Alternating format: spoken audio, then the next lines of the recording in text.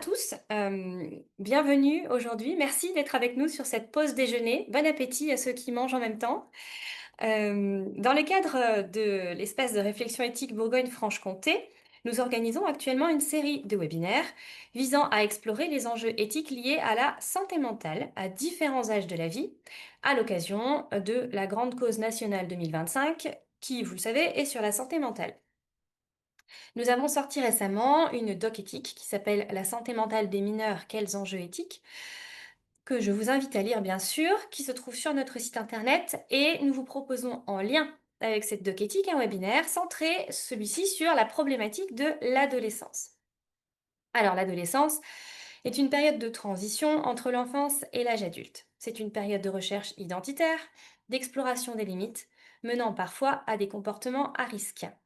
C'est aussi la période où émergent les troubles psychiques, parfois difficiles à diagnostiquer tant la frontière entre difficultés passagères et pathologie avérée peut sembler floue. La question du repérage, de l'accompagnement et de la médicalisation de la souffrance psychique chez les adolescents soulève de nombreux enjeux éthiques. Les professionnels et les institutions sont confrontés à une tension éthique majeure.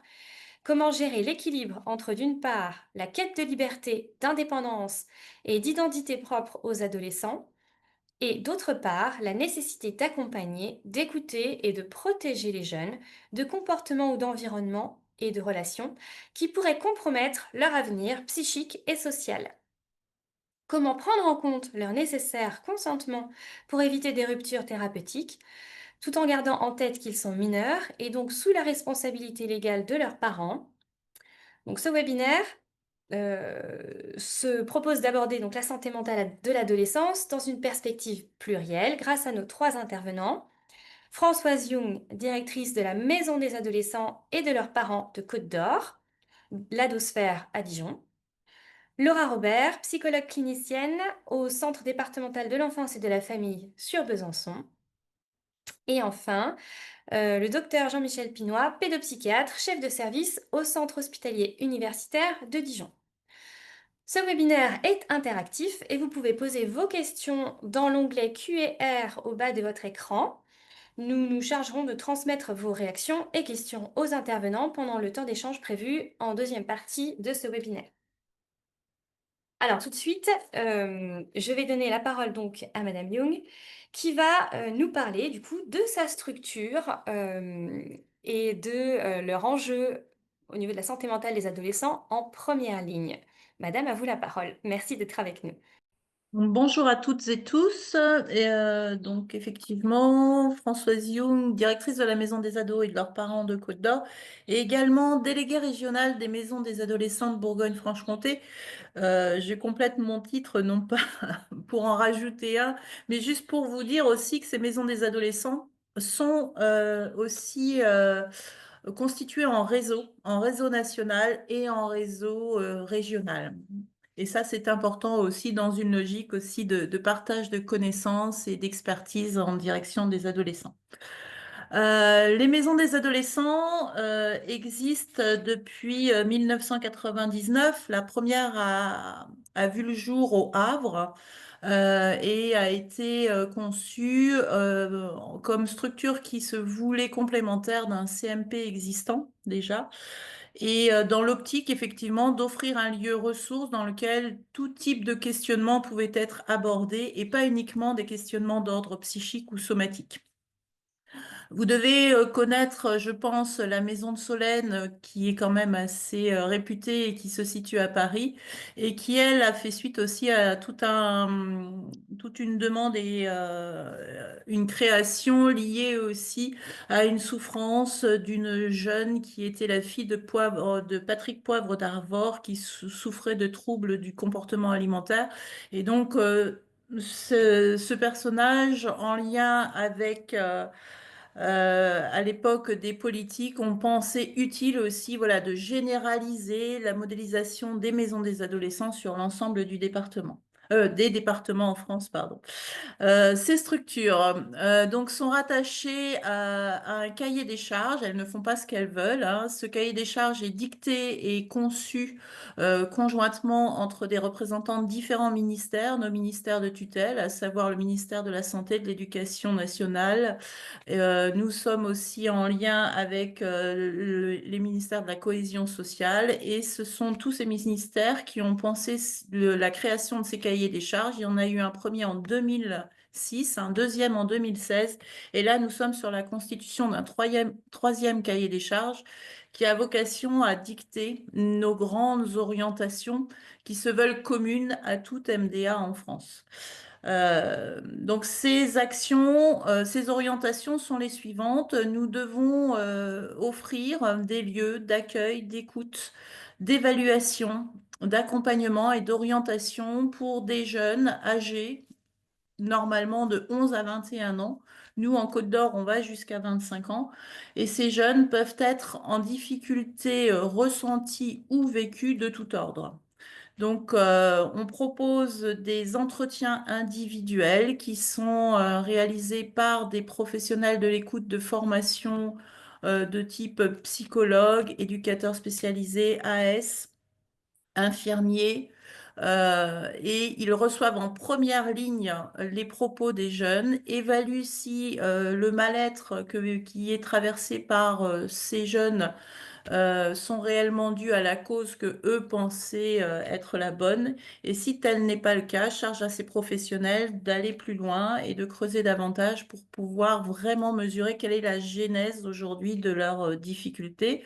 Face à ça, soit une écoute bienveillante sur 2, 3, 4 séances peut suffire en soi dans certains cas, à aplanir ou à effacer la souffrance vécue par le jeune, mais bien sûr, en fonction des situations amenées, on a aussi des situations de plus en plus complexes à traiter et cela nécessite une réorientation vers différents acteurs des territoires, que ce soit des acteurs du champ médical, médico-social, social, socio-culturel, socio-éducatif.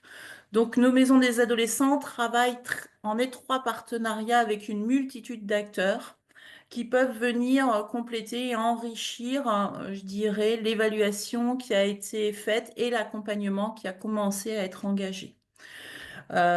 Donc on accueille aussi sur une logique de libre adhésion. Et ça, c'est vraiment la spécificité des maisons des adolescents, c'est-à-dire qu'un mineur peut venir nous rencontrer sans avoir une autorisation parentale.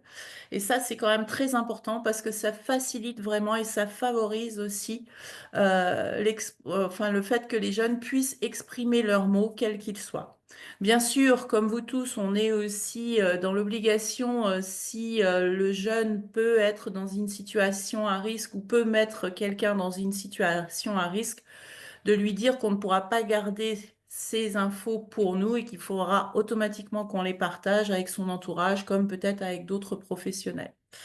Mais ça, c'est vraiment spécifique. Cette logique de libre adhésion nous permet comme ça d'accueillir des jeunes dès l'entrée au collège, hein, qui viennent nous exprimer leurs mots, quels qu'ils soient. Nous sommes aussi là pour répondre aux sollicitations des parents ou proches d'adolescents, dans une logique de guidance parentale ou d'aide à la parentalité. Là aussi, on est toujours dans cette même logique par le biais d'entretiens individuels de permettre aux parents d'exprimer leurs difficultés à être parents face à des situations vécues ou traversées par leurs ados. Et en complément de ce qu'ils peuvent nous amener, on peut aussi nous leur permettre de rencontrer d'autres professionnels qui œuvrent sur le champ de la parentalité, que ce soit des médiateurs familiaux ou des thérapeutes familiaux si besoin. Voilà. Euh, la troisième grande mission des maisons des adolescents, et c'est aussi de prévenir justement ce mal-être chez l'ado et pour cela, de répondre à des sollicitations d'acteurs locaux qui peuvent nous demander d'intervenir auprès de groupes de jeunes, de parents, voire de professionnels pour venir parler de sujets qui concernent l'adolescence. Donc, on peut très bien être sollicité par un collège, un lycée, un centre social, une MJC, une mission locale, une école de la deuxième chance, comme un service du département pour venir, voilà, échanger en utilisant des outils interactifs et qui se veulent nous permettre de favoriser aussi la libre expression des jeunes sur cette thématique que nous allons aborder avec eux. Ça, c'est très important parce que c'est aussi, voilà, quand on parle de santé mentale, on est là pour proposer à la fois des accueils individuels, mais on peut être là aussi sur du collectif pour pouvoir jouer le jeu de la prévention primaire. Et alors, ces actions de prévention primaire peuvent être construites seules ou co-construites avec les commanditaires comme avec d'autres acteurs du département. Donc voilà, toutes ces actions de prévention peuvent aussi, on en reste persuadé, renforcer les compétences psychosociales des jeunes et leur permettre aussi de se sentir mieux dans leur tête comme dans leur corps et plus globalement dans leur vie et dans toutes les sphères de cette vie. Nous avons aussi une dernière mission, c'est aussi d'enrichir et de compléter la formation ou les connaissances des acteurs qui œuvrent en direction de ces jeunes ou des parents d'ados. Et pour ce faire, on peut être là, nous, initier des projets de type journée d'études, café des professionnels ou contribuer aussi, par exemple, à aller à la rencontre de groupes de professionnels. J'ai en tête, voilà, des temps d'échanges qu'on a pu avoir avec des CPE, avec des gendarmes, avec des assistants sociaux du département, pour aussi compléter leurs connaissances sur l'approche et l'évaluation de situations de jeunes et surtout pour reparler aussi de l'évolution des problématiques adolescentes. Voilà un petit peu globalement tout ce que je peux vous dire sur le fonctionnement des maisons des adolescents. Ce que je voulais aussi évoquer, c'est que nous ne sommes pas une structure, on n'est pas des structures de soins, on est des structures qui peuvent avoir vocation à prendre soin, à orienter vers le soin, mais nous, normalement, on se situe en amont du soin. Puisqu'on est là, on est des acteurs de première ligne au même titre que peut l'être un animateur jeunesse, que peut l'être un éducateur de prévention, que peut être une infirmière dans un établissement scolaire ou autre. On est là pour pouvoir, voilà, favoriser et faciliter cette expression du jeune et dans une logique qui n'a pas vocation à s'inscrire sur du long terme. Nous, on a vocation, voilà, à proposer des accompagnements qui se doivent normalement d'être assez courts parce que si ces accompagnements nécessitent un accompagnement à long terme, ça veut dire qu'on est sur un problème bien spécifique et que là, il faut faire appel à d'autres acteurs du territoire, soit du champ médical, médico-social, social ou éducatif. La Maison des adolescents de Côte d'Or, c'est aussi une structure qui a vocation à aller vers, et c'est de plus en plus le cas pour toutes les maisons des adolescents en France. On a généralement une structure mère en cœur de ville à Dijon, enfin là pour le coup chez nous c'est à Dijon, mais après on se doit d'aller aussi au plus près des jeunes où ils se situent sur les territoires sur des territoires ruraux les plus excentrés. Voilà, on essaie aussi d'aller les rencontrer parce qu'on sait aussi que les jeunes qui vivent dans des communes assez éloignées de la métropole souffrent des mêmes problématiques que le jeune Dijonnais et il est utile pour nous aussi de proposer des services à l'identique dans tous les coins du département.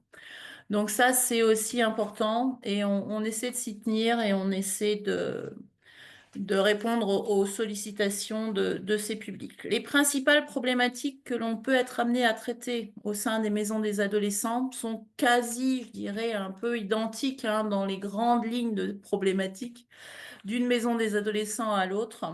On est plutôt sur des problématiques liées à la vie de famille. Tout ce qui peut être ressenti et enfin l'impact que peut avoir aussi cette vie de famille sur le jeune liée à des violences qu'il peut percevoir, qu'il peut vivre, à des disputes, à des difficultés avec l'autorité parentale, mais aussi également avec par exemple des deuils ou des maladies qui sont traversées au sein de cette famille et qui peut générer chez eux de multiples angoisses ou questionnements. On est aussi souvent amené à aborder avec ces jeunes des problématiques liées à la vie en milieu scolaire, comme à la vie en milieu professionnel. des troubles de l'apprentissage, du comportement, des phases d'harcèlement, des phases de décrochage, de déscolarisation, des problèmes qui peuvent être liés aussi à l'orientation professionnelle ou à une réorientation aussi bien scolaire que professionnelle. On est aussi de plus en plus amené à accompagner des problématiques liées à la vie sociale et affective. Par rapport à ça, on a beaucoup de jeunes qui viennent nous évoquer des difficultés dans le cadre de relations à autrui, enfin à l'autre, que ce soit l'autre dans une relation amicale ou l'autre dans une relation amoureuse. Ou on peut aussi beaucoup accompagner des jeunes qui vivent des ruptures sentimentales, soit des ruptures sentimentales en direct, comme sur les réseaux sociaux, parce que bon nombre de jeunes aussi aujourd'hui vivent beaucoup de relations par le biais de cet outil, mais pas forcément en direct. On peut aussi, et malheureusement, on constate qu'il y a une montée en puissance de jeunes qui peuvent être victimes de violences dans le cadre de premiers rapports amoureux. Donc ça aussi, on peut les accompagner et on peut aussi être amené à accompagner des jeunes qui se questionnent sur leur orientation sexuelle comme sur leur genre. Donc ça aussi, c'est un peu sur ces dernières années monté en puissance. Enfin, on peut être aussi bien sûr accompagner des problématiques liées à la santé somatique ou psychique. Mais comme je vous le disais, nous ne sommes pas une structure de soins. Donc, on peut, nous, mesurer ou évaluer qu'il peut y avoir peut-être des problématiques d'addiction, des troubles du comportement alimentaire qui commencent à se faire sentir, ou répondre aussi à des questions liées là, à la contraception ou plus globalement au mal-être. Mais voilà, on est aussi souvent amené à accompagner ce genre de situation. Par rapport aux soins,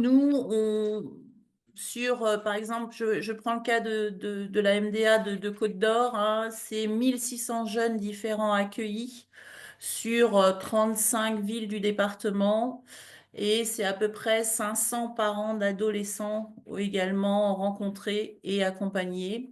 Et sur ces 1600 jeunes accueillis, nous avons à peine 15 ou 20% de cette file active qui est réorientée vers le soin.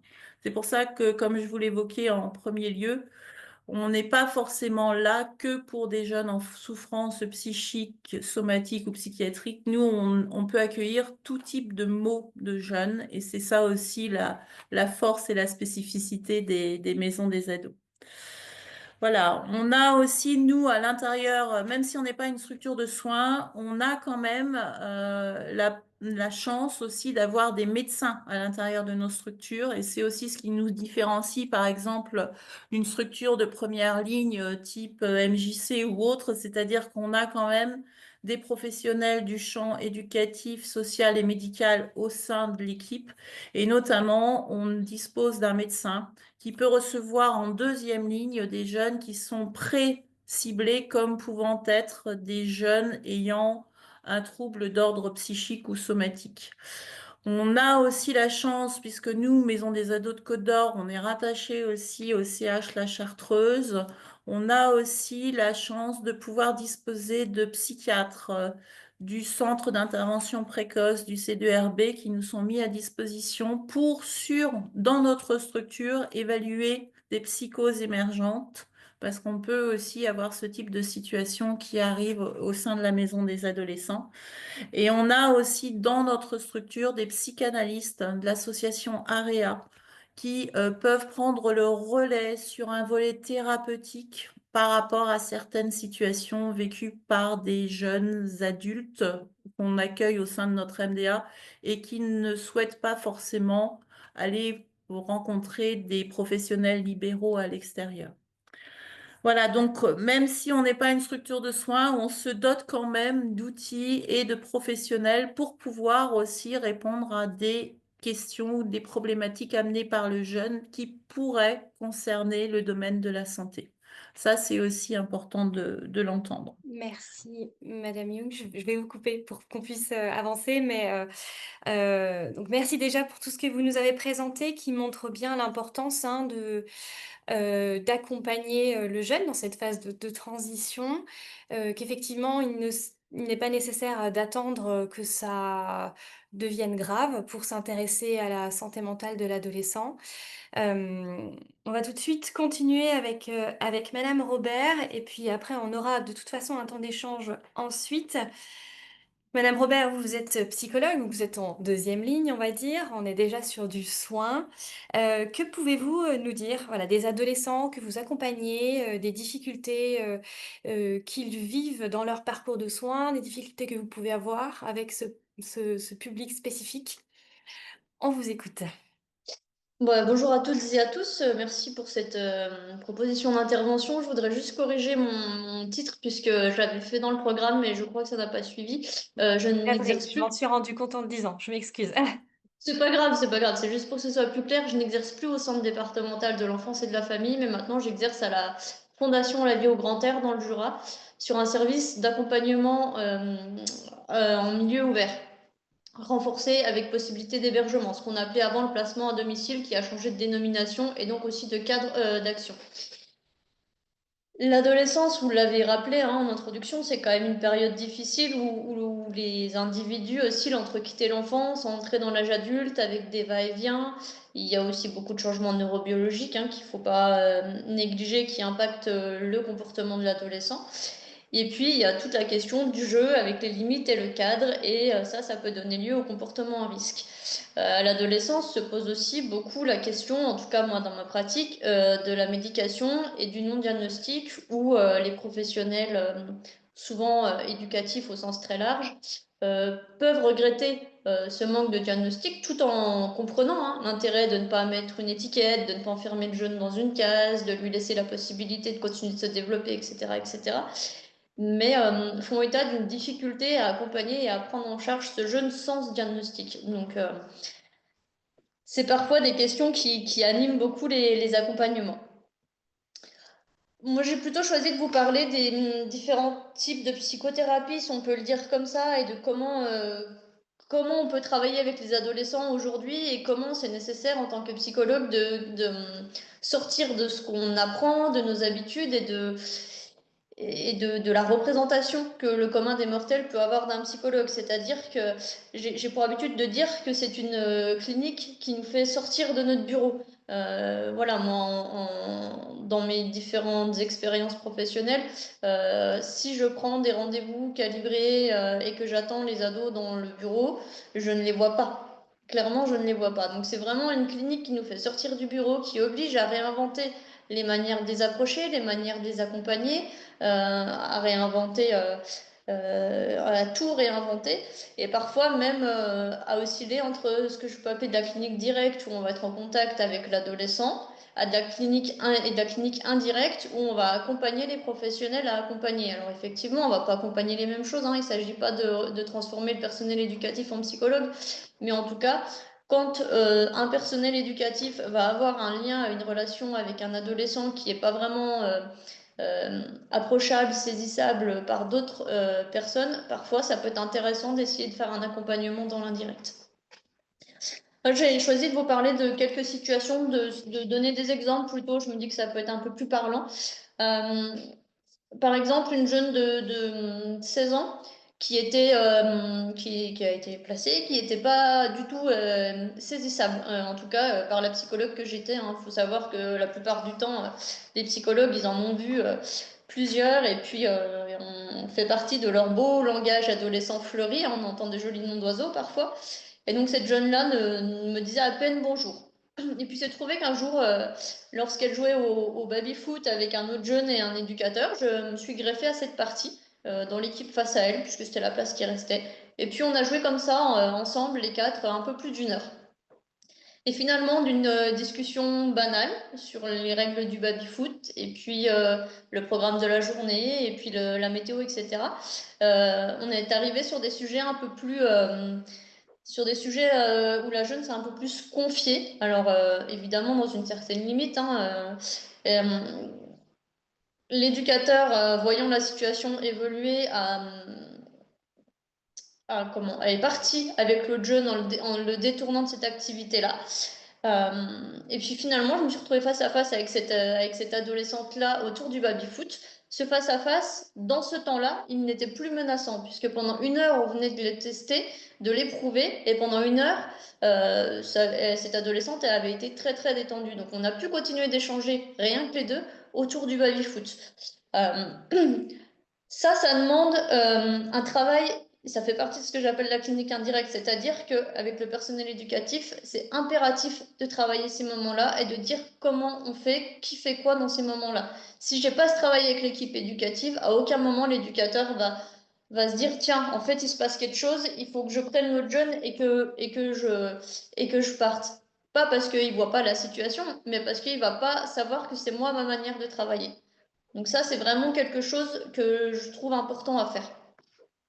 En tout cas, avec cette jeune-là, le reste du temps, quand on se croisait, on peut le dire comme ça, sur le lieu de placement, elle ne m'ignorait plus et on pouvait avoir quelques échanges. Voilà. Bon, elle a quitté le lieu de placement avant qu'on puisse aller plus loin, mais il y avait eu cet effet-là où finalement j'étais quand même quelqu'un de reconnu, quelqu'un d'existant, puisqu'on pouvait échanger un bonjour, quelques mots, et puis, et puis je n'étais plus un professionnel qui ne sert à rien, hein, ce que disent souvent les adolescents. Un autre exemple, c'était un jeune de 17 ans, sous traitement lourd, psychiatrique, beaucoup de polytrauma, un historique d'hospitalisation à plusieurs reprises. Ce jeune donnait un aspect d'être endormi, pas vraiment dans la réalité, pas très en lien, d'être là, quoi. Et il disait avoir un projet professionnel dans la cuisine alors qu'il était déscolarisé depuis un moment. Euh, pour autant, il aidait tous les jours la maîtresse de maison. Tous les jours, il se levait pour être dans la cuisine avec elle et puis l'aider à confectionner les repas, etc., etc. Et il se confiait beaucoup à cette professionnelle-là. Quand moi je venais sur le service, je ne pouvais le voir que dans cet endroit-là, puisque de toute façon, il était dans la cuisine où il n'était pas sur place. Donc on a commencé à échanger, voilà, de la même manière, sur des choses un petit peu de la vie quotidienne dans cette cuisine. Et puis un jour, après plusieurs semaines, on s'est retrouvés les deux assis dans la cuisine et puis on a commencé à discuter. Et là aussi, il a été nécessaire que les éducateurs puissent l'identifier pour éloigner les autres jeunes afin que je puisse continuer d'échanger avec ce jeune-là sans trahir trop l'intimité. Le travail avec ce jeune, ça a été de continuer à échanger avec lui et de lui faire prendre conscience du manque de confidentialité de cet espace-là pour pouvoir aller dans un espace plus confidentiel. Ce qui a pu se faire, hein, pour le coup. Un autre jeune de 17 ans qui faisait un apprentissage en pâtisserie. C'était un jeune qui tenait grâce au travail, hein, alors que pour le coup, nous, on avait pu repérer quand même une sorte d'exploitation par le patron. Et à côté de ça, c'était vraiment ce qui faisait tenir ce jeune-là, ce qui l'animait. Il consommait beaucoup de toxiques, beaucoup d'alcool. Il a eu quelques passages réguliers en service de réanimation, hein, donc c'est vraiment un jeune qui pouvait se mettre à mal, aller vraiment, vraiment tester, dépasser les limites. Il avait peu d'élaboration, peu de langage, il était très très peu dans le relationnel comme ça. Moi, je travaille la porte ouverte, voilà, c'est-à-dire que les jeunes comme les professionnels peuvent passer à tout moment dans de l'informel. Et en fait, avec ce jeune-là, à chaque fois qu'il passait devant mon bureau pour aller voir les éducateurs, je l'interpellais sur du quotidien encore, du banal, c'est-à-dire, bah tiens, salut, comment ça va? Qu'est-ce que tu fais avec le beau temps? Est-ce que tu es fatigué, pas fatigué? Et en fait, à force d'avoir cette discussion banale, au tout début, il était au fond du couloir, et puis à chaque fois, il s'avançait de quelques pas. Et puis pour finir, il était dans le bureau et on a pu échanger. Alors on n'a pas fait une psychothérapie en 2 mois, hein, c'est pas l'idée. Mais en tout cas, on a pu échanger avec lui dans le bureau déjà, ce qui est quand même mieux en termes d'espace. Et ce qui a permis aussi que après un énième passage en réanimation, il accepte une hospitalisation parce qu'il avait quand même des choses beaucoup plus importantes à traiter et puis des traitements à mettre en place. Et le dernier exemple que j'ai choisi de vous présenter, c'est la question d'un jeune qui est suivi dans un suivi éducatif à domicile, pardon. Lorsque moi j'arrive, je prends mon poste, ça fait un changement de professionnel pour ce jeune-là et un changement de professionnel qui s'ajoute à de nombreux changements précédents. Donc l'approche est difficile. C'est-à-dire que le jeune quand on se croise, va me répondre, mais ne répondra pas aux textos, ne répondra pas aux appels, ne répondra pas à WhatsApp, aura beaucoup de mal à accepter nos temps d'échange. Malgré quelques entretiens mis en place avec l'accord du jeune et le personnel éducatif, ça ne facilite pas plus l'approche, en tout cas a priori. Ce jeune-là me force à faire plusieurs propositions, c'est-à-dire est-ce que je viens chez toi, est-ce que tu viens là, est-ce qu'on va se promener, est-ce qu'on va faire une rando, est-ce qu'on fait un jeu de société, etc., etc. Et là, c'est un jeune avec qui je cherche encore comment faire pour arriver à avoir des temps avec des entretiens. Néanmoins, je me questionne quand même sur l'effet thérapeutique de ces tentatives d'approche. Sans être miraculeuses, elles viennent quand même dire aux jeunes qu'il vaut suffisamment pour qu'on insiste et pour qu'on veuille le rencontrer et pour qu'on veuille l'aider. Et je pense que ça, il y a peut-être aussi des leviers. Voilà, quand on voit à certains endroits 2 absences, on a trop de listes d'attente, on arrête les rendez-vous et puis on fait rentrer quelqu'un d'autre, ça envoie un autre message aux jeunes. Je ne dis pas que c'est mal, hein, je dis simplement que c'est des leviers qui peuvent être discutables. Je terminerai en concluant sur le fait que, à mon sens, les adolescents peuvent faire ce que j'appelle un job fabuleux de remise en cause de la société quand ils vont tester de dépasser les limites, questionner les règles, tout. Alors, société au sens large, hein, c'est-à-dire que ça peut très bien être leur famille comme l'institution ou voilà, ou après pour ceux qui s'engagent vraiment la société plus largement. En tout cas, il est nécessaire qu'on les laisse faire et les laisser faire, c'est les accompagner en sécurité. Là, je pense à la question des fugues, à la question des consommations, à ces questions-là pour ces ados qui vont mal, hein, parce que tous ne rentrent pas là-dedans. C'est comment on va les accompagner à traverser ces moments-là, comment on va faire pour que finalement, euh, comment on va faire pour essayer de diminuer les fugues sans les enfermer. En fait, c'est ça la question de fond qui peut se poser dans les établissements. Euh, Comment on va rester en lien, en relation avec eux quand ils font une fugue? Comment on va leur apprendre à se protéger à ce moment-là? Voilà, quels réflexes ils ont s'ils partent dans une autre ville qui se retrouve en difficulté? Est-ce qu'ils vont avoir le réflexe de pousser la porte du commissariat ou la porte de l'hôpital? Pour le coup, c'est pas si évident que ça pour eux. Et puis en fait, quand c'est des choses travaillées avec eux, ils peuvent tout à fait le faire. Et puis les ados, ceux qui vont mal, ceux qui ont traversé des choses très compliquées, vont se mettre en danger, hein, on l'entend souvent, les mises en danger, et puis parfois ils vont rencontrer le danger très fort, et ils vont se faire encore plus mal. Et ceux-là, ils ont besoin, en tout cas, qu'on puisse écouter et qu'on puisse entendre ce qu'ils ont à nous raconter, ce qu'ils ont vécu, sans qu'on s'écroule. Et puis parfois, ils vont être surprenants parce qu'ils vont nous raconter quelque chose d'horrible qu'ils ont vécu. Et puis 1 heure après, ils vont sortir une blague, ils vont rire. Et puis le lendemain, ils vont demander à ce qu'on les accompagne à un dépôt de plainte une auscultation médico-légale. Et en fait, ils ont besoin qu'on puisse suivre ces mouvements-là avec eux. Ils ont besoin qu'on puisse écouter l'horreur et l'heure d'après rire avec eux et le lendemain les accompagner sur cette démarche. Et ça, c'est des choses qui nous percutent, hein. Forcément, c'est obligé. Mais en tout cas, ils ont besoin qu'on puisse les accompagner là-dedans. Merci beaucoup.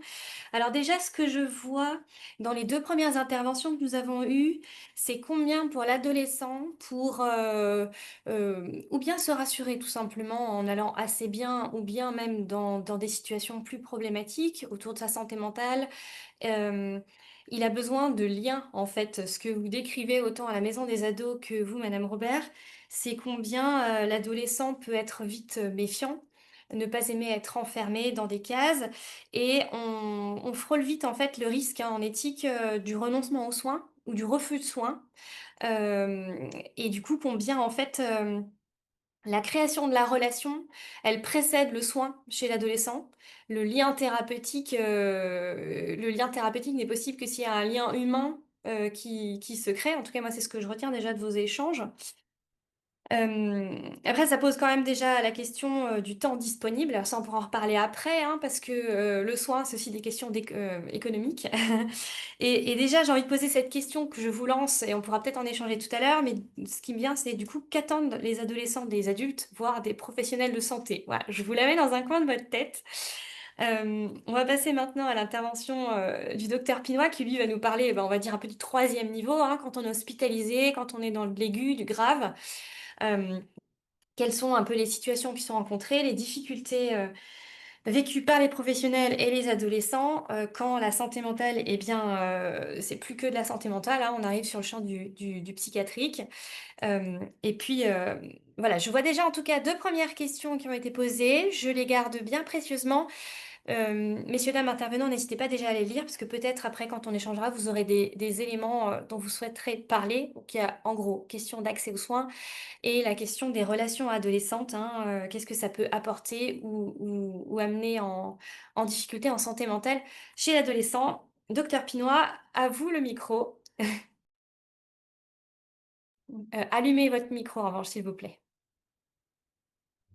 Merci.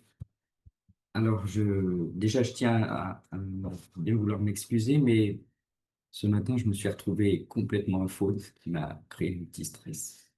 J'ai beaucoup travaillé ma voix depuis ce matin, donc il y en a un petit peu, mais c'est très fragile, donc je suis obligé de longer mon micro là. Et j'espère que vous m'entendez quand même un petit peu.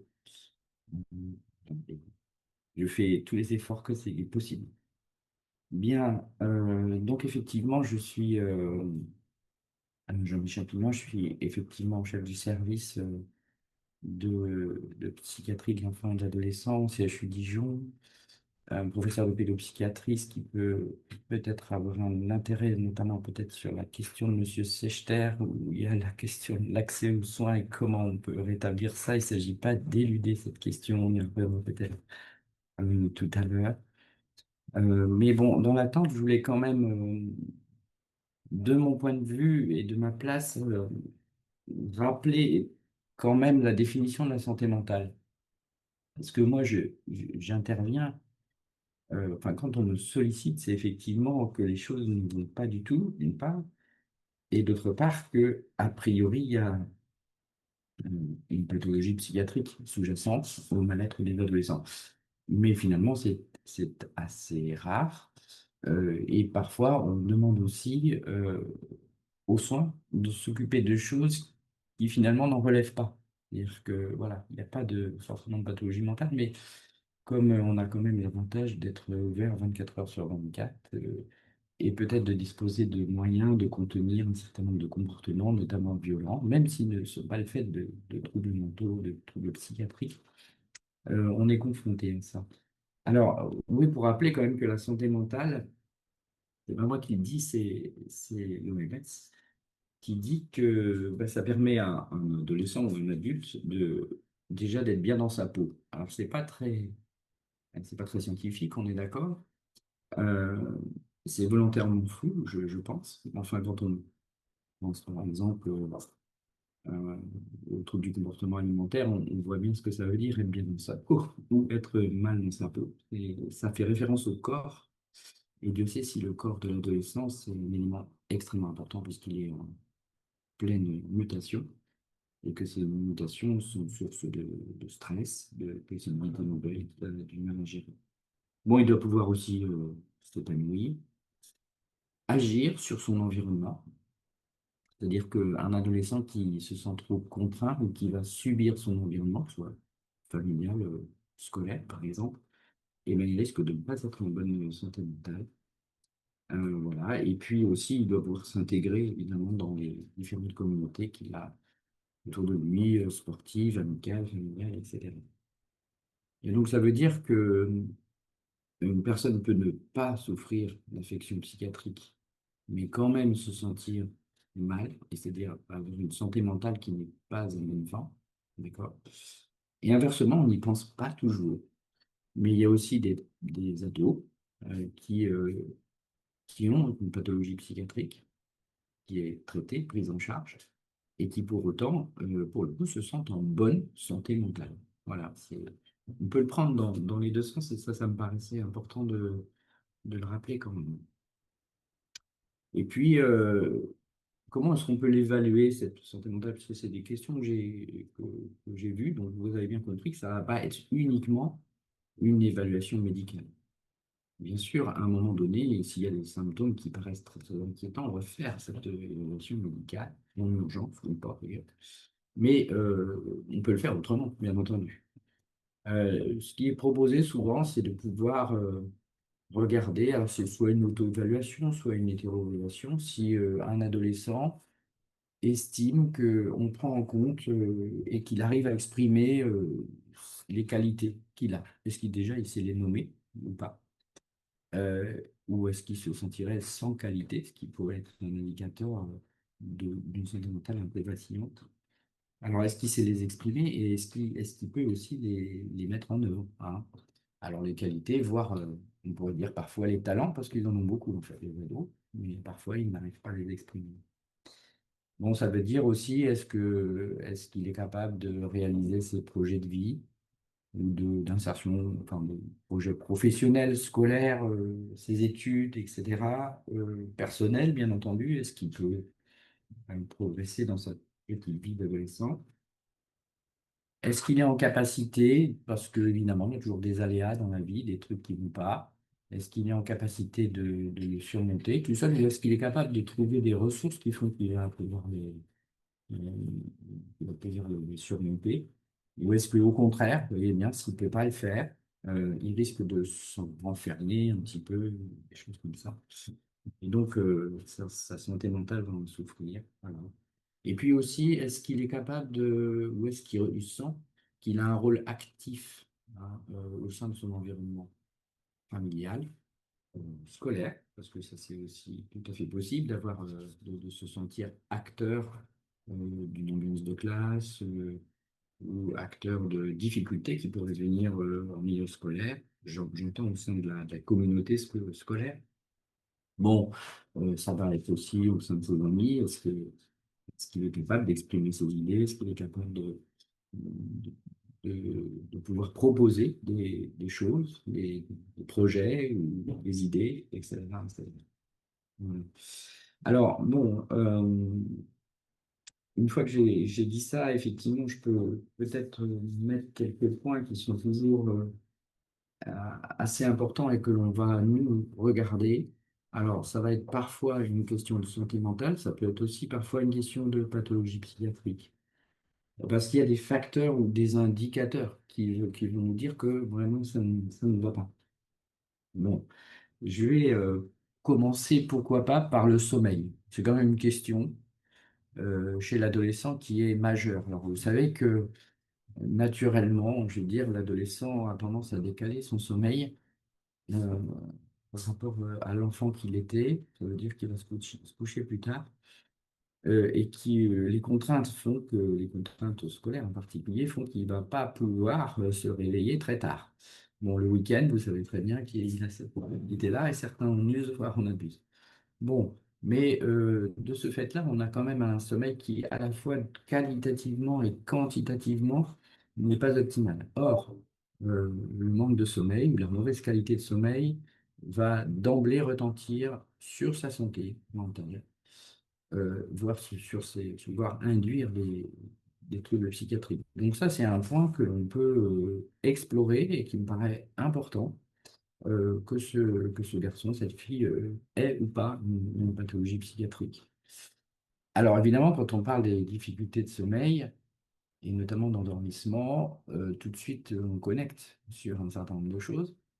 Donc on va connecter peut-être sur des phénomènes anxieux qui vont arriver lors de l'endormissement. Pour dormir, il faut que un peu on va dire, tous les feux soient ouverts. Voilà. S'il y a des trucs qui inquiètent, eh ben, ça va retarder le sommeil. Et puis, ben, je ne vais pas vous l'apprendre, bien sûr, mais il y a les conditions du sommeil, et en particulier la question des écrans. Il faudra peut-être qu'on en parle. Les écrans, dont on sait qu'ils risquent, s'ils ne sont pas bien gérés, de retarder le sommeil, pas que, mais déjà ça.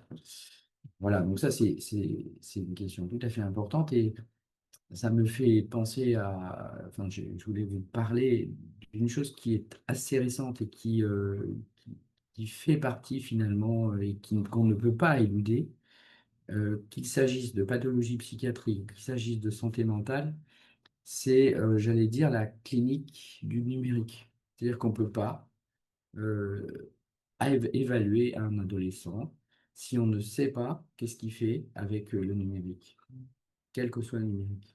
Ça veut dire une tablette, un ordinateur, ça veut dire les vidéos qu'il fait, qu'il regarde, qu'il fabrique, ou qu'il regarde, hein, bien entendu.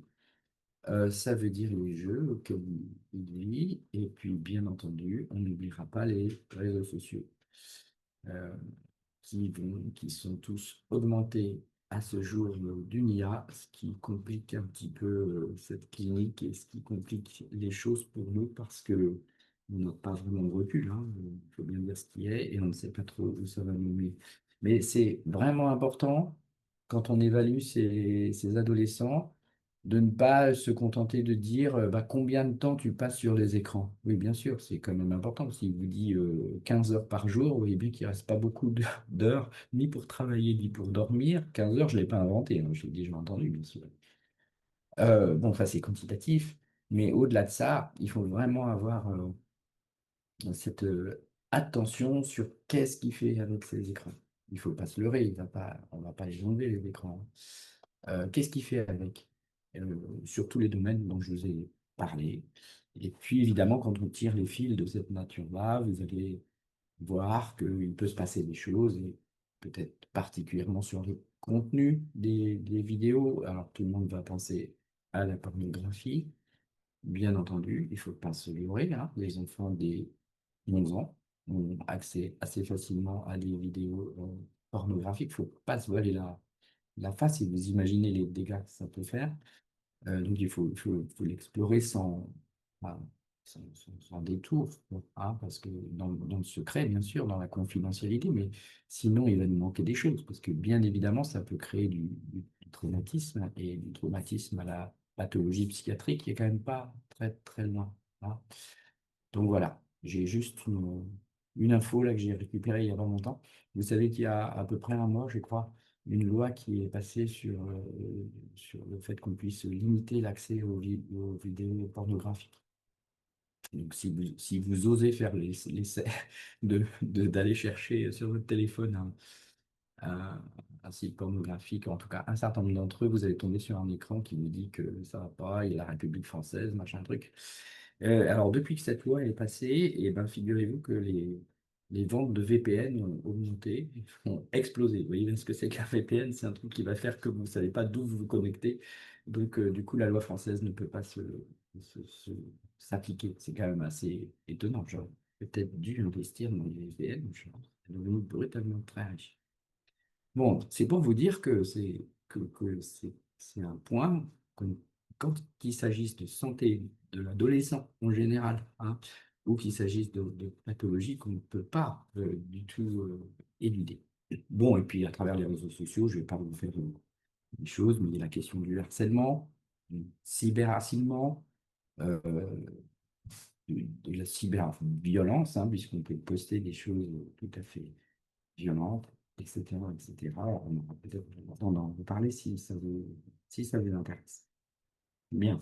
Donc, je voulais quand même insister sur ce point de la clinique. Je regarde le temps qui passe, il me reste encore un peu de temps. De la clinique du numérique qui me paraît extrêmement important.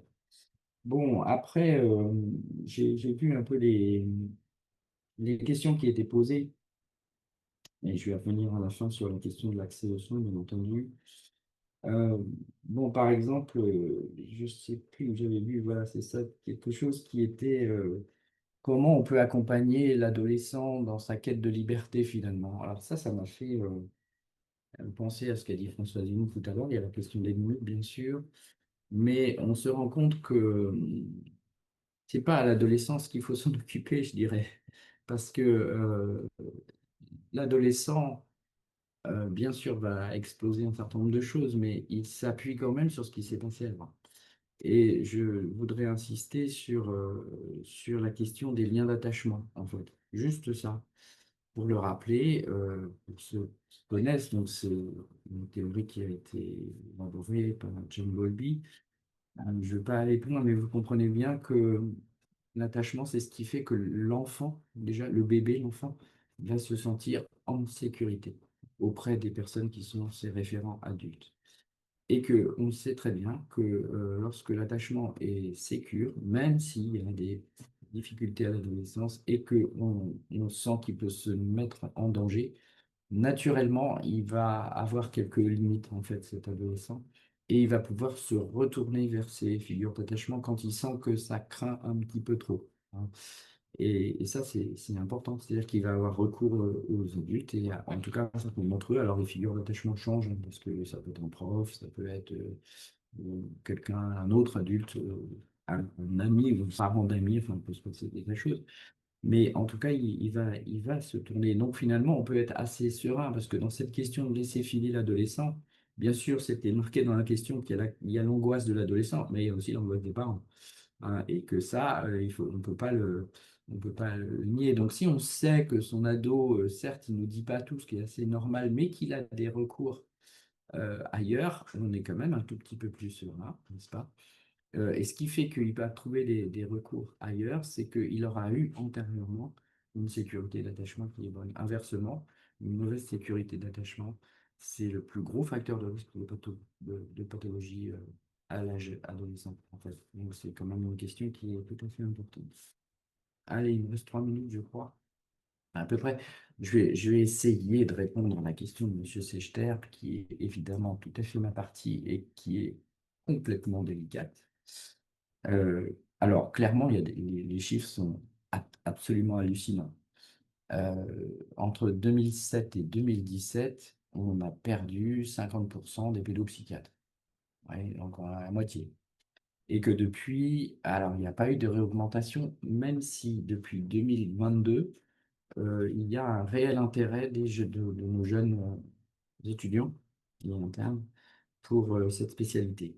Et vous voyez bien, je vous dis depuis 2022, vous savez très bien que pour fabriquer un médecin qui va être spécialiste en pédopsychiatrie, il faut au moins 5 ans. Donc, ça veut dire que d'ici là, il va y avoir quelques retraites et qu'on n'est pas dans le creux de la vague, en fait. Donc, même s'il y a eu il y a ce sursaut, euh, qui est plutôt, enfin, c'est bien ça, hein, on va pas le discuter, on sait qu'on n'est pas encore en bas. Et donc, on a encore quelques années à faire. Donc ça, c'est une première chose. Alors d'autres chiffres, vous savez bien comme moi que si vous demandez à, à bénéficier d'un centre médico-psychologique ou d'un centre médico-psychopédagogique, donc médico-social, on va vous répondre très bien, il y a 1 an d'attente, il y a 2 ans d'attente, parfois 2 ans. C'est quand même incroyable quand on est dans une période adolescente où tout bouge vite, où tout est urgent finalement de rétablir les choses avant que ce ne soit la catastrophe d'entendre ces réponses. Donc, on ne va pas tourner autour du pot. La question est vraiment cruciale.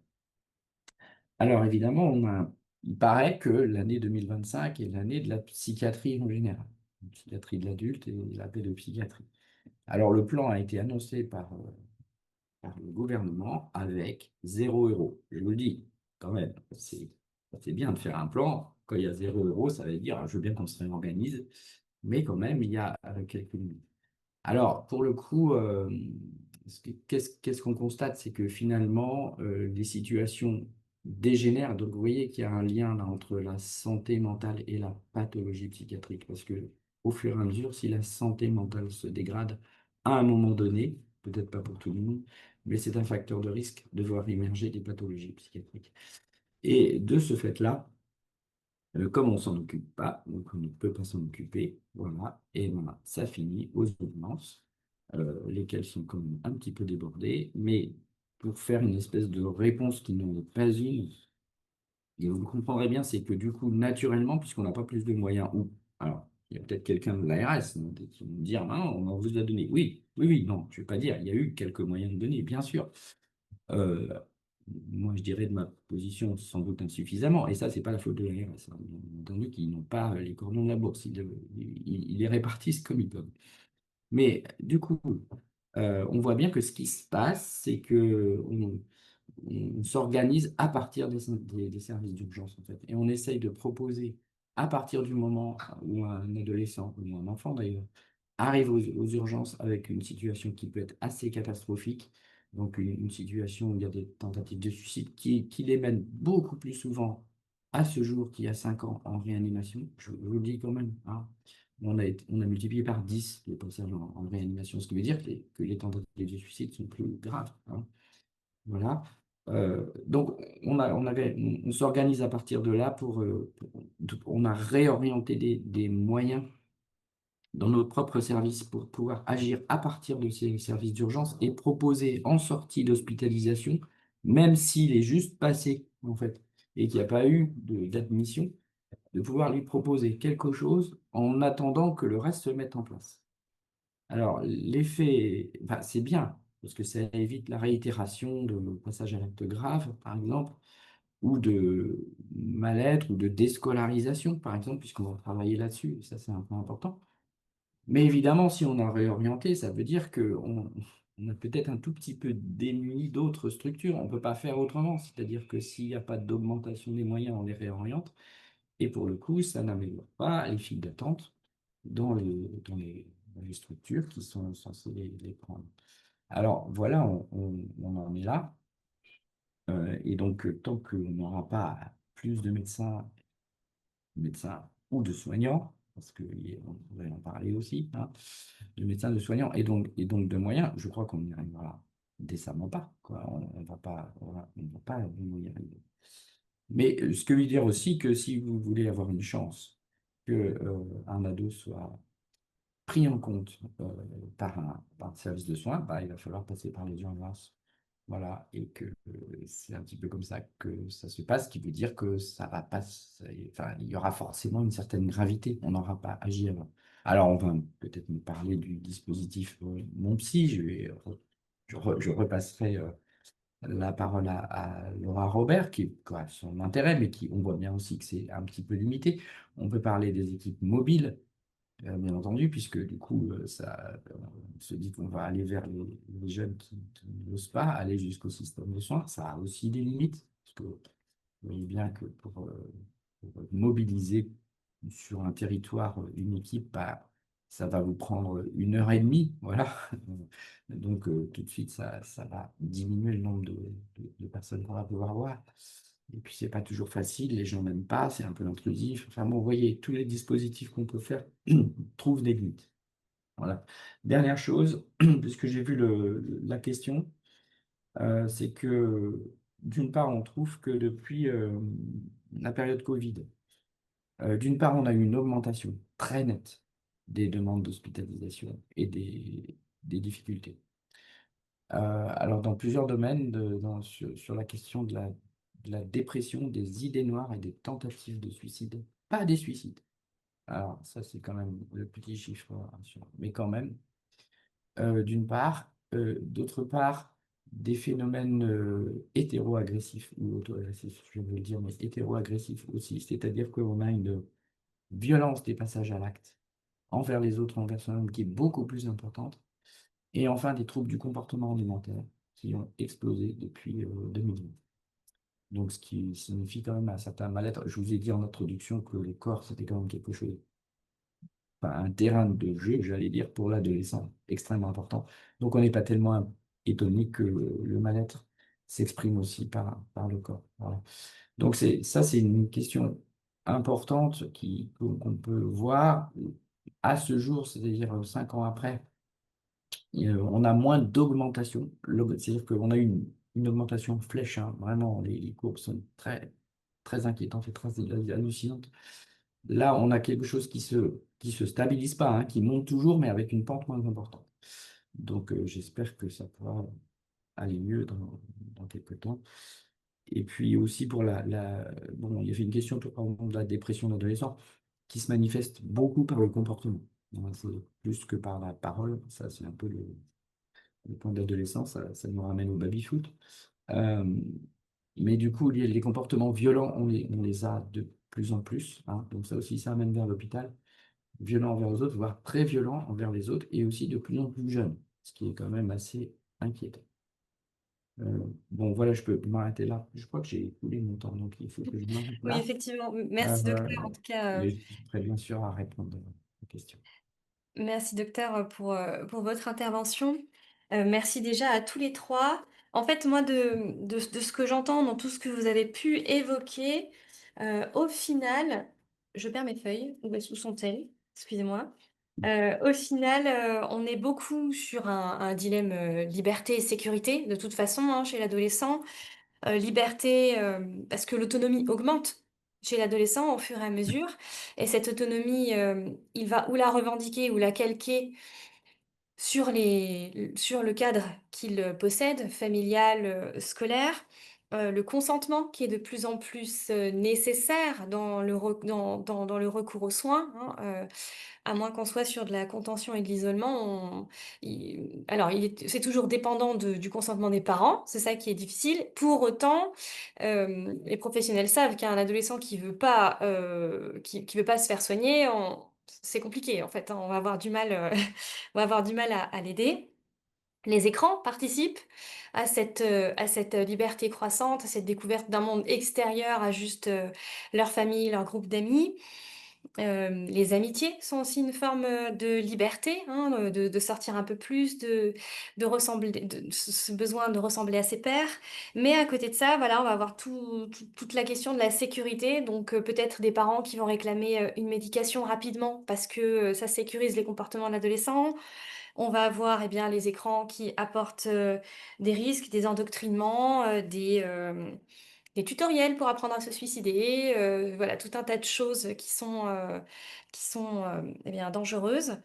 Hem et je vois moi, ce que je vois beaucoup, au final, c'est cette importance de la relation pour l'adolescent, hein. Vous parliez, docteur, hem des théories d'attachement. On voyait bien aussi avec, madame Robert de l'importance, de la création du lien avec le psychologue pour réussir à entrer dans une démarche de soins. Et puis ce que disait madame Young en fait était aussi de l'ordre, de la simple écoute, en fait, de laisser cette place à l'adolescent pour parler, qui est déjà, cette attention, à laquelle, l'adolescent aspire, en fait, d'être reconnu. Alors, on a plusieurs possibilités, de sujets. Peut-être que déjà, mesdames, vous avez peut-être envie de réagir, en ayant entendu les 2 autres interventions, à propos déjà du docteur Pinoy. Mais autrement, donc voilà, je vous ai posé tout à l'heure un peu la question de qu'attendent les adolescents des professionnels de santé ou en tout cas des adultes qui les entourent? On est toujours, sur cette question, du souhait qu'ils puissent, se faire soigner quand ils en ont besoin, qu'ils puissent aller chercher le recours dont ils ont besoin. Mais autrement, voilà, on peut repartir après sur les questions des écrans. Je sais que certainement ça doit beaucoup intéresser, les internautes. Ou autrement, on peut aborder aussi tout ce qui est la question de l'environnement, qui est en fait essentiel, hein. Peut-on soigner un adolescent? Peut-on accompagner un adolescent? Peut-on s'intéresser à la santé mentale d'un adolescent sans son environnement? Que ce soit ce qu'il fait sur les écrans ou sa famille ou son entourage ou son manque d'entourage, hein, pour les enfants placés.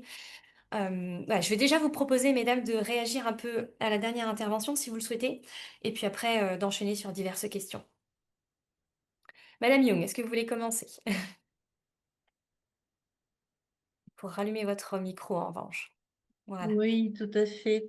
Moi, je voulais surtout rebondir sur la question comment accompagner sa quête de liberté sans développer des peurs, voilà, supplémentaires.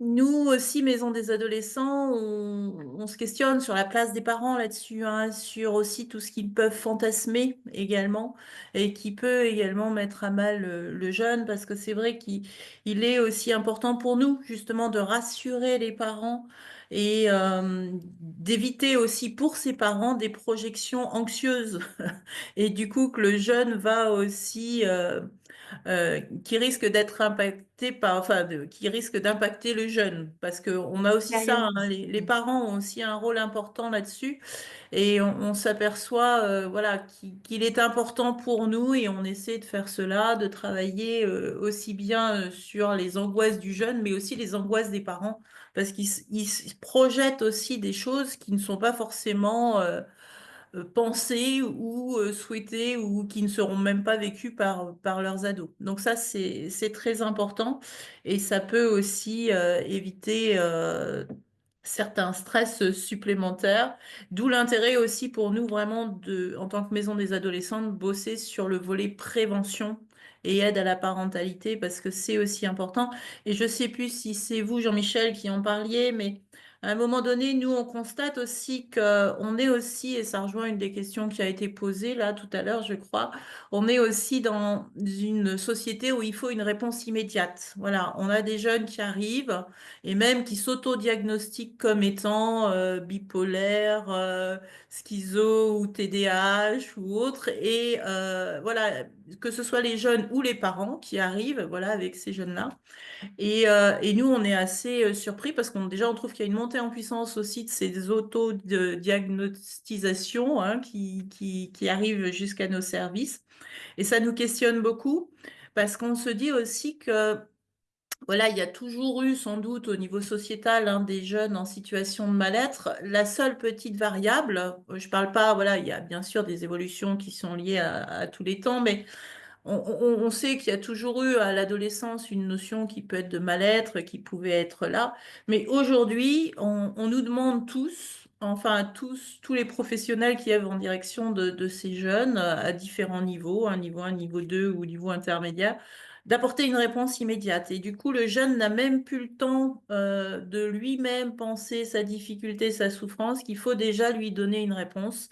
Et voilà, alors ça vient un peu corroborer tout ce qu'on disait sur les délais pour accéder aux soins, mais pour nous, il est aussi important qu'il y ait ce temps d'analyse et de ressenti du jeune et qu'on soit pas tout de suite, tiens, il a tel problème, on lui fait ça et hop.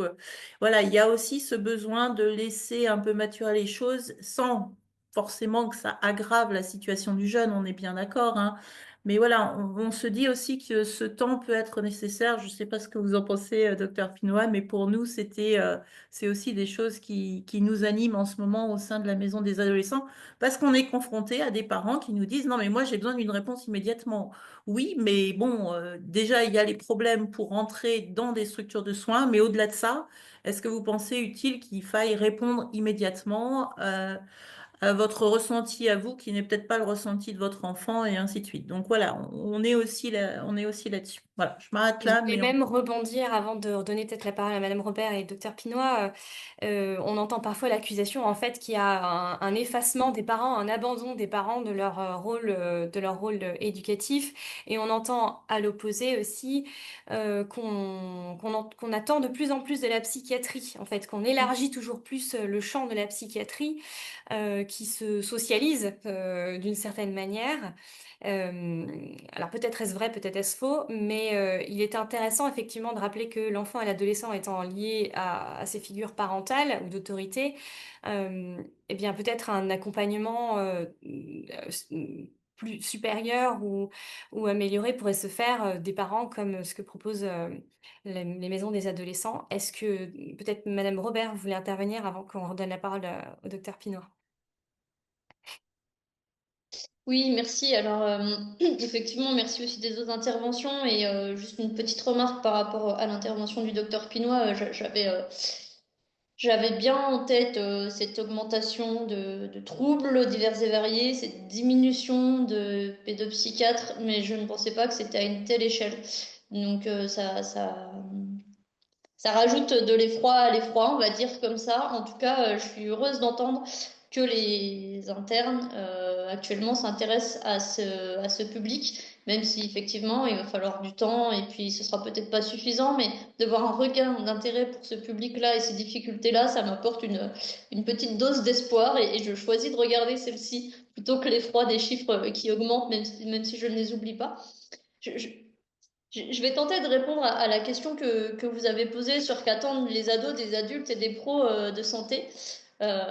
C'est une tentative de réponse, hein, j'en fais pas une vérité absolue et encore moins quelque chose de complet. En tout cas, et j'ai lu la dernière question, très longue intervention de la personne qui a expliqué des choses avant de me demander comment faire pour que les ados ne soient pas spectateurs de leur parcours de soins, si je me trompe pas.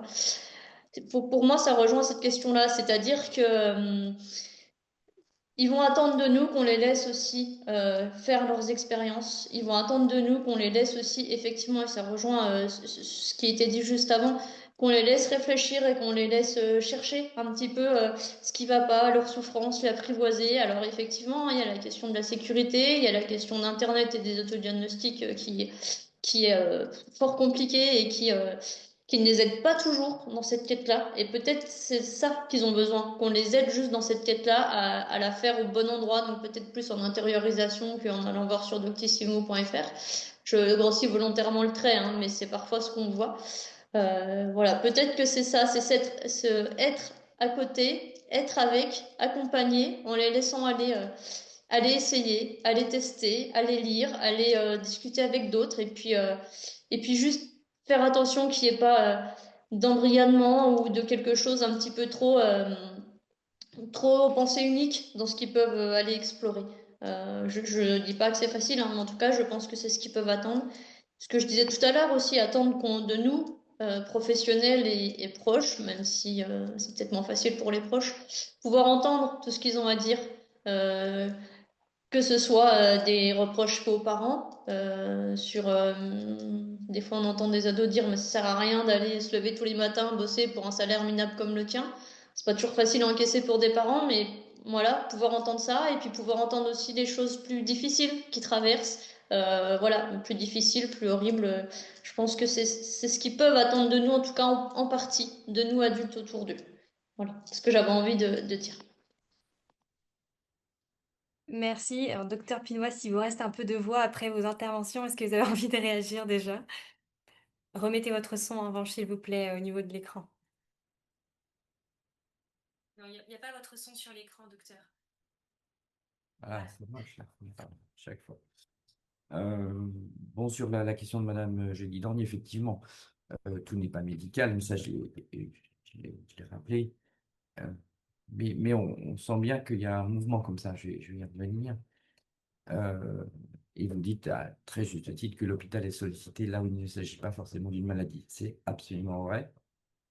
Mais euh, force est de constater que quand tout bascule autour et qu'on ne peut pas s'adresser à personne parce qu'il n'y a pas, en fait, hein, comme on l'a dit tout à l'heure, ben, le seul endroit qui est ouvert 24 heures sur 24, 365 jours sur 365, et où on ne vous mettra pas dehors finalement, puisque quand quelqu'un vient aux urgences, on ne lui dit pas, ben non, hein, surtout quand il s'agit de mineurs en fait, hein.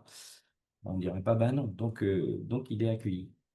Et donc, on comprend ce mouvement-là parce que par défaut, les choses s'aggravent, ça devient trop tard, ou trop grave. Et aussi parce que c'est un endroit qui, de toute façon, est ouvert. Il y a un autre point, et ça me permet de rebondir sur ce que disait Françoise, c'est que de plus en plus, on a besoin de réponses immédiates. Et donc, c'est une façon aussi d'avoir une réponse immédiate, en fait, de s'adresser aux urgences. Alors que nous-mêmes, on va pouvoir estimer que ça aurait pu quand même peut-être attendre le lendemain matin. Parce que des fois, c'est comme bien ce qui se passe, hein, quand un adolescent se présente à 23 heures. On ne comprend pas bien pourquoi ils sont venus à ce moment-là. Alors, il y a une urgence ressentie, bien entendu, on ne va pas le contester. Mais on voit bien qu'il y a ce phénomène-là. Et bon, assez clairement, on est dans cette société, hein, de la réponse immédiate, c'est-à-dire qu'on n'a pas tellement envie de prendre le temps de réfléchir à une situation ou d'avoir une réponse à une question qu'on se pose, il nous la faut tout de suite. Et on parle un tout petit peu de l'intelligence artificielle qui va bien contribuer à ça, c'est clair, puisque vous pouvez avoir en 10 secondes ce qui vous aurait pris une demi-journée à chercher ou à rédiger ou à comprendre. Donc, on a une espèce de mouvement là qui s'emballe. Euh, Alors, c'est un fait de société. On peut se dire on peut toujours rêver et dire qu'on va faire contre. Je crois qu'on n'y arrivera pas, hein. En revanche, on peut quand même, euh, à certains moments, et je pense que c'est même un devoir, de différer les choses. C'est-à-dire d'arrêter l'emballement, parce que sinon, ça ne finit jamais.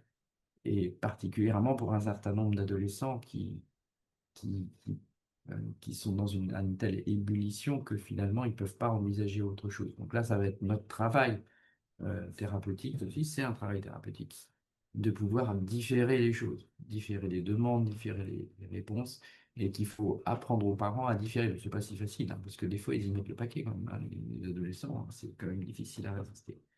Donc la réponse, elle est là. C'est que je crois que d'une certaine manière, il ne faut pas se leurrer. On ne pourra pas lutter contre cette, en tout cas tout de suite, contre cet emballement sociétal. Par contre, notre place est quand même à cet endroit-là, c'est-à-dire de pouvoir mettre un peu de distance, une distance temporelle, bon, ça peut être aussi une distance topographique entre l'adolescent, ses désirs, ses contraintes, les contraintes qu'il ressent, pas forcément réelles, euh, est-ce qu'on peut lui apporter comme réponse? Oui, on voit, hein, alors je recherchais les chiffres, là je ne les retrouve pas dans mes Du slides. coup, on vous entend pas bien. Ah, on m'entend mal? On m'entend mieux? Oui. Je recherchais mes chiffres, je ne les retrouve pas, mais en France, en tout cas, on est sur une hypermédicalisation de l'enfant et de l'adolescent bien supérieure aux autres pays européens de développement équivalent. Et la question se pose entre est-ce qu'on fait de meilleurs diagnostics, on cible mieux et du coup on répond mieux aux besoins de l'enfant et de l'adolescent qui va mal, ou bien est-ce qu'effectivement, il y a aussi, et je pense que voilà, il n'y a pas de réponse noir ou blanc, hein, il y a un effet de, on standardise le comportement de l'adolescent, parce que c'est souvent sur le comportement que l'école ou la famille va attendre les professionnels de ce côté-là, en termes de médication pour, eh bien, pour que rapidement ça rentre dans l'ordre, que rapidement, l'élève, respecte le cadre de la classe, et le fils ou la fille, hem, eh bien, voilà, revienne à des comportements plus, ajustés, du moins, selon comment ils sont considérés dans l'environnement dans lequel ils évoluent. Alors peut-être que ma question n'en est pas une et que vous avez déjà au final, bien développé cet élément, mais pour moi, il était important de rappeler que le médicament n'est pas étranger à cette question, hein, hem, que vous venez d'évoquer de l'immédiateté de la réponse, au mal-être ou du moins de comment il est vécu par l'entourage.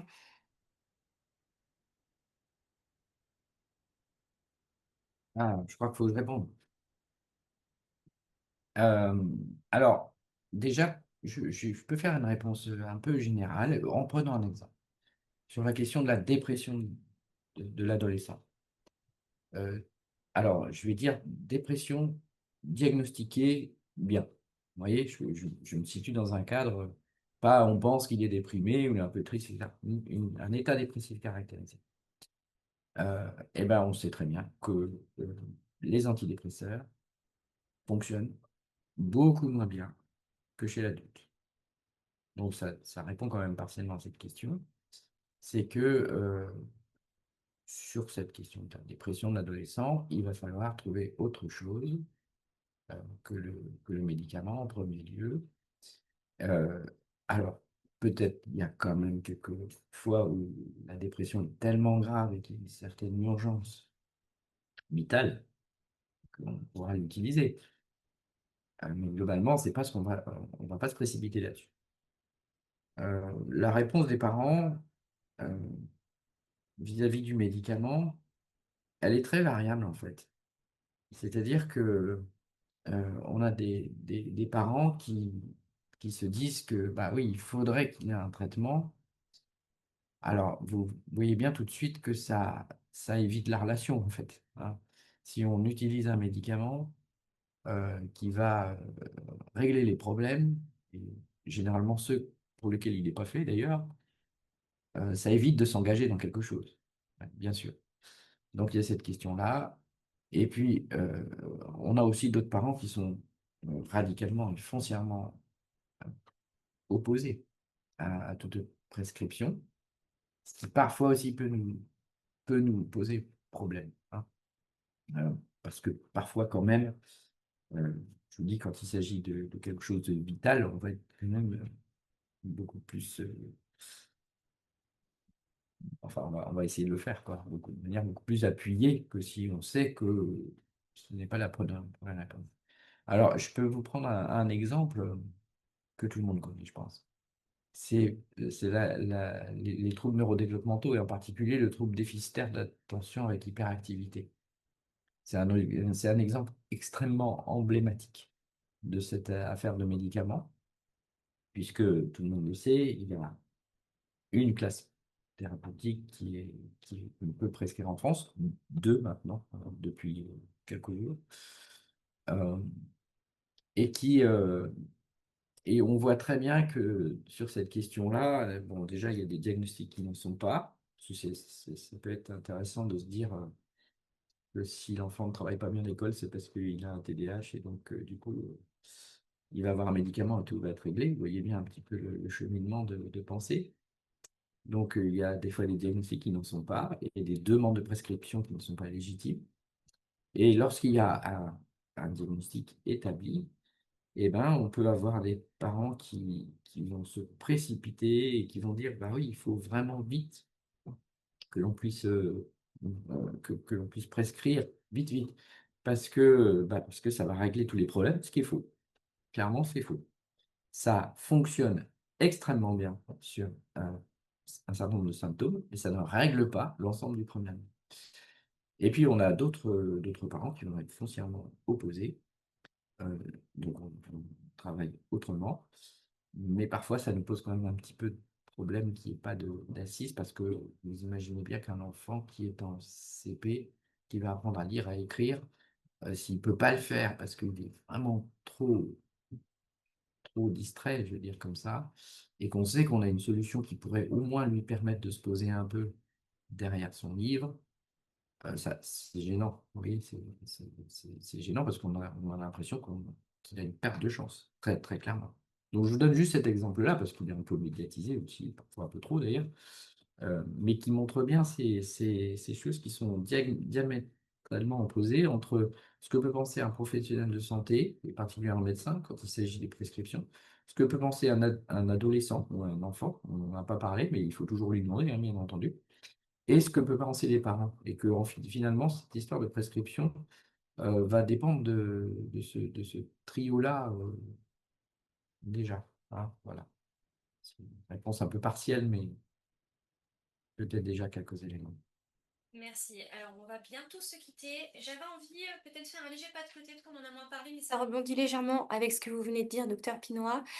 De vous demander chacun un petit peu comment vous envisagez la, le consentement de l'adolescent. Comment, enfin, on sait qu'il est dépendant en fait de celui des parents pour tout ce qui est véritable recours aux soins, mais alors ça rejoint finalement un peu quand même la question du développement de la liberté. Mais comment concrètement dans vos métiers, dans chacun de vos métiers, vous prenez en compte cette question du consentement évolutif de l'adolescent? En lien aussi avec son mal-être, hein. Est-ce que, quand il est en situation de mal-être, il est en vraie liberté à consentir? Partons du principe que les parents sont d'accord, mais qu'après, voilà, il faut l'accord de l'adolescent. Comment vous abordez, en fait, cette évolution, de l'adolescent, dans ce travail-là? J'espère que ma question est claire. Dites-moi si ça ne l'est pas. Madame Young, je vous propose de commencer. Un petit tour chacun et puis après je conclurai le webinaire. Alors, nous, comme je l'ai évoqué, hein, les maisons des adolescents sont basées sur la libre adhésion. Donc, un jeune, effectivement, il peut venir nous rencontrer sans en référer à ses parents et nous dire ce qu'il a envie de nous dire. Après, là où on accentue davantage notre questionnement autour de son consentement, c'est si nous avons besoin justement de relayer des infos à un autre partenaire pour que dans cet accès aux soins ou dans le parcours d'accompagnement qui lui est proposé, on puisse ou pas éviter qu'il se répète à nouveau auprès d'autres professionnels et qu'on puisse nous partager déjà des infos avec ces professionnels-là. On fait bien sûr attention. Alors là, le partage d'infos, je ne parle pas forcément d'un partage d'infos médical, hein, mais on peut, voilà, on a conscience aussi que pour un jeune, c'est compliqué de venir expliquer ce qui va, ce qui ne va pas à un professionnel. Si on lui dit, ben, va à la mission locale ou va rencontrer tel partenaire, que ce soit voilà, un autre acteur du territoire sur lequel il est pour compléter l'analyse qu'on peut faire de sa situation ou sa prise en charge, On veut essayer de lui éviter de se répéter à nouveau parce qu'on sait que ça peut être angoissant aussi pour lui et voire agaçant. Et donc, on mesure avec lui ce qu'il est ou pas d'accord qu'on transmette à l'autre professionnel. Donc là, nous, on tient compte aussi beaucoup du consentement du jeune dans ce passage-là. Et bien sûr, dès qu'on passe sur un volet, nous, réorientation à visée médicale, il y a obligatoirement le consentement des parents, hein, puisque là, je parle si le jeune est mineur, hein, chez nous, puisqu'après, on va quand même jusqu'à 25 ans. Donc, on peut aussi accueillir des jeunes adultes sans qu'il y ait nécessité, bien sûr, d'avoir l'accord parental, même s'ils vivent à domicile. Mais voilà, tout ce qui est en lien avec l'accompagnement médical, là, bien sûr, on explique aux jeunes mineurs qu'on aura obligation d'en référer à ses parents et qu'il faudra qu'il y ait aussi l'accord de ses parents pour une prise en charge médicale par la suite. Voilà. Alors, Merci. il y a aussi des- voilà, des volets, notamment autour de la sexualité, où il n'y a pas non plus forcément toujours l'accord parental qui est obligatoire, mais ça, c'est spécifique aussi. Voilà. Oui, effectivement, on n'aura pas du tout abordé ce volet-là qui peut participer, hein, à une bonne santé mentale ou une difficulté en santé mentale, hein, qui est la recherche de son identité sur le volet plus sexuel. Mm. Tant pis, hein, malheureusement. Mm. Madame Robert, je vous laisse rebondir à nouveau ou sur ma question ou enfin, voilà, ce que vous voulez. Vous avez 2 minutes et après je passerai la parole au docteur Pinois et je conclurai. La question du consentement, elle est effectivement primordiale et toujours difficile et toujours en questionnement, surtout avec le mouvement perpétuel des ados, comme vous l'avez décrit. Moi, pour ma part, je travaille sur des situations qui sont ordonnées par le juge des enfants. Et souvent, le juge des enfants ordonne euh, que l'adolescent rencontre au moins une fois le psychologue. Donc moi, c'est une porte d'entrée pour que je les rencontre, souvent dans un premier temps de manière informelle, et puis échanger avec eux sur leur représentation du psychologue, de l'espace psy, de ce qu'ils veulent y mettre, de s'ils veulent, de s'ils veulent pas, et de déconstruire quelques idées. Et puis finalement, de cette manière-là, et avec d'autres temps informels où je vais les rencontrer quand ils passent au service ou des choses comme ça, je peux reposer cette question-là et redire à chaque fois qu'ils peuvent venir, que ça peut être qu'une fois, que ça peut être plusieurs fois, etc., etc., de manière à faire exister cette possibilité de dire oui et de dire non selon leur envie, leurs besoins et surtout leurs possibilités du moment. Voilà, en très gros résumé, comment j'essaie de la travailler. Merci, docteur Pinois. Une petite minute à vous aussi, si vous voulez réagir sur le sujet. Oui, alors je ne vais pas rentrer du coup, dans les détails et les choses, mais globalement, puisqu'il s'agit de soins, de toute façon, presque de toute façon, on a besoin du consentement des deux parents. Euh, Ce qui ne dispense pas, évidemment, de travailler l'adhésion de l'adolescent, largement pas, hein. Et c'est ce qu'on va rechercher en premier, bien sûr. C'est qu'on va parfois travailler avec lui à plusieurs reprises pour qu'il comprenne l'intérêt d'un soin, d'une hospitalisation, ou de quelque chose comme ça. J'ai bien insisté sur les deux parents parce que, en fait, on peut se passer de l'autorisation parentale sur les situations d'urgence dans le temps vital. On peut aussi avoir un seul parent qui donne une autorisation lorsqu'il s'agit de soins courants. Alors après, c'est quoi la définition de soins courants? Mais en tout cas, une prise en charge pédopsychiatrique n'est pas un soin courant, ça c'est sûr. Donc, on va de toute façon rechercher le consentement écrit des deux parents avant d'engager des soins. Et pour finir, on peut prendre le contre-pied, c'est-à-dire qu'effectivement, on va l'écouter, on va écouter ses réticences, on va essayer de lui faire comprendre tout ça. Mais ça peut être aussi intéressant de lui rappeler qu'il est mineur et qu'il est sous la dépendance de l'autorité parentale de ses parents ou d'un autre d'ailleurs, mais que en tout cas c'est quelque chose sur lequel on ne peut pas transiger. Parce que ça met aussi, enfin ça recadre les choses, ça met une limite, ça met, voilà, à un moment donné, on peut lui dire, écoute, on a bien compris que ça ne te plaisait pas, que tu n'étais pas d'accord. Mais il se trouve que moi-même qui suis médecin, j'y vois un intérêt. Tes parents demandent, par exemple, une hospitalisation. Eh ben, tu vas le faire, tu es obligé de le faire, hein. Et des fois, ça calme un peu aussi. Et du coup, il se sent, il dit, bon, bah, ok, c'est plus la peine que je discute, de toute façon, ils ont dit ça. Et finalement, ça peut enclencher des soins de bonne qualité, parce qu'il n'y a plus de discussion possible. C'est juste ce petit point que je pouvais dire. D'accord, merci. Alors, je voulais également ajouter que donc là, nous allons clôturer ce webinaire. Vous sera envoyé à tous la,